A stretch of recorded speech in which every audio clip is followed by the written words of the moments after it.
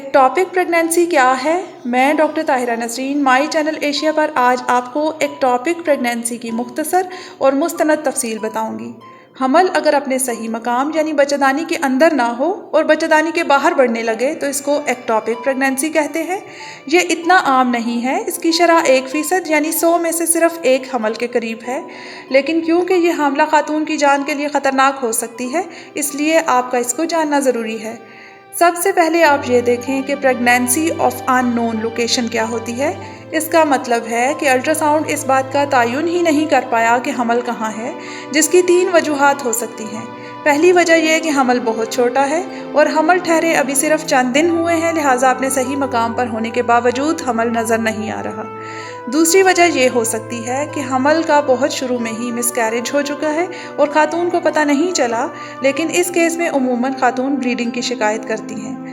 तीसरी वजह यह हो सकती है कि हामला खातून को एक्टॉपिक प्रेगनेंसी ही है, लिहाजा हर खातून जिसको प्रेगनेंसी ऑफ अननोन लोकेशन हो उसको कुछ वक्फे के बाद नया अल्ट्रासाउंड ज़रूर कराना चाहिए ताकि नॉर्मल या एक्टॉपिक हमल के बारे में तयन किया जा सके। अगला सवाल ये है कि अगर एक्टॉपिक प्रेगनेंसी है तो क्या अलामात होंगी? इसकी कभी कभार कोई अलामात नहीं होती, लेकिन अमूमी अलामात में पेट में दर्द, वेजाइनल ब्लीडिंग या पेट ख़राब होना शामिल है।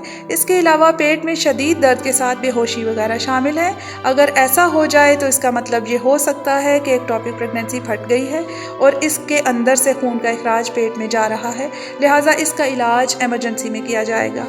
फिर सवाल ये पैदा होता है कि किन ख़वातीन को इसका रिस्क ज़्यादा है। जिन ख़वातीन में पहले भी एक्टॉपिक प्रेगनेंसी हो चुकी हो या ऐसे अवामिल शामिल हों जिनसे इसकी ट्यूब्स को नुकसान पहुंचा हो, मसलन पेट की सर्जरी या पेट की इन्फेक्शन, तो उन ख़वातीन को ख़तरा ज़्यादा होता है। नीज़ अगर मनसूबाबंदी की कॉइल अंदर मौजूद हो और हमल हो जाए तो एक्टॉपिक प्रेगनेंसी का चांस बढ़ जाता है। फिर ये जानना ज़रूरी है कि इसकी तशख़ीस कैसे की जाए कि आया ख़ातून को एक्टॉपिक प्रेगनेंसी है। तो तशख़ीस के सिलसिले में आपकी पुरानी मेडिकल हिस्ट्री के अलावा हमल का टेस्ट, अल्ट्रासाउंड और कुछ खून के टेस्ट होते हैं जिनमें हमल का हार्मोन वगैरह देखा जाता है और अंदाज़ा लगाते हैं। खून का टेस्ट अमूमन 1 से ज़्यादा बार करवाना पड़ता है और कुछ ख़वातीन में इसके बावजूद तशख़ीस यकीनी नहीं होती। ऐसी सूरत में एक कैमरे की मदद से पेट के अंदर देखने वाली सर्जरी की जाती है जिसको लैप्रोस्कोपी कहते हैं। इसका फ़ायदा ये होता है कि अगर लैप्रोस्कोपी की ज़रूरत पड़ जाए तो साथ ही साथ ऑपरेशन भी कर दिया जाता है और इलाज भी हो जाता है। अगला अहम सवाल इलाज के सिलसिले में है। इलाज 3 तरीके से हो सकता है। पहला तरीका एक्सपेक्टेंट मैनेजमेंट कहलाता है, जिसमें एक्टॉपिक प्रेगनेंसी बहुत छोटी हो या हामला खातून को ज़्यादा तकलीफ़ ना हो तो बग़ैर किसी इलाज के एक्टॉपिक प्रेगनेंसी के खुद ब खुद ख़त्म होने का इंतज़ार किया जाता है। इसको एक्सपेक्टेंट मैनेजमेंट कहते हैं। दूसरा तरीका इलाज मेडिकल मैनेजमेंट कहलाता है। इस तरीका में कुछ इंजेक्शन लगाए जाते हैं। इन इंजेक्शन्स का फ़ायदा ये होता है कि एक्टॉपिक प्रेगनेंसी अंदर ही अंदर ख़त्म हो जाती है।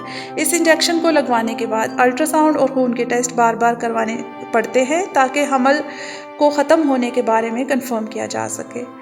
तीसरा तरीका इलाज सर्जिकल मैनेजमेंट कहलाता है। इसमें ऑपरेशन के ज़रिए से एक्टॉपिक प्रेगनेंसी को निकाल दिया जाता है।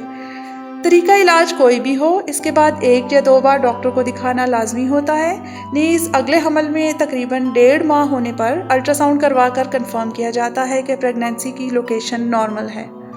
मुझे उम्मीद है कि आज की वीडियो से आपको काफ़ी मालूमात मिली होंगी, लेकिन अगर आपके कुछ सवाल हों तो आप नीचे कमेंट सेक्शन में लिख सकती हैं।